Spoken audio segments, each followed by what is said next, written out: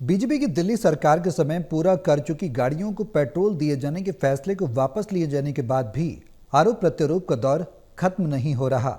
आम आदमी पार्टी श्रेय आम आदमी को ही दे रही है, तो वहीं आपका आरोप यह भी है कि बीजेपी अपनी गलती का ठीकरा सीएक्यूएम पर फोड़ रही है, जबकि मंत्री सिरसा ने इसकी घोषणा 1 मार्च को ही कर दी थी।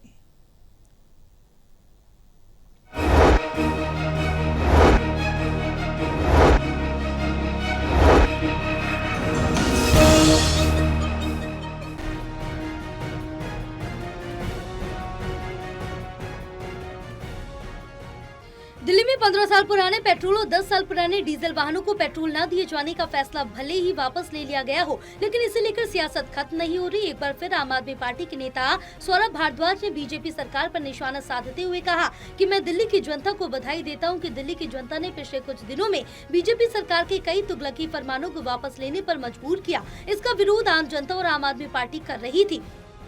दिल्ली की जनता ने पिछले कुछ दिनों में भारतीय जनता पार्टी के कई तुगलकी फरमानों को पलटवाया है और भारतीय जनता पार्टी की सरकार को मजबूर किया कि वो अपने तुगलकी फरमान वापस ले।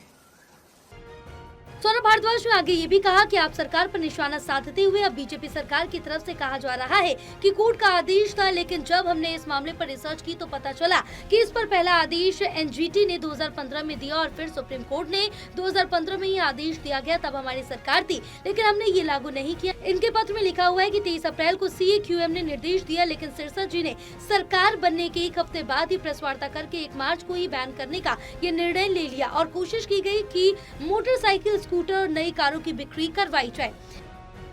हमने देखा कि पहली बार कोर्ट का आदेश इस विषय में आया नेशनल ग्रीन ट्रिब्यूनल का 7 अप्रैल 2015 को, 2015 10 साल पहले, और सुप्रीम कोर्ट का आदेश इसके बारे में आया 15 अप्रैल 2015 को। अब चल रहा है 2025।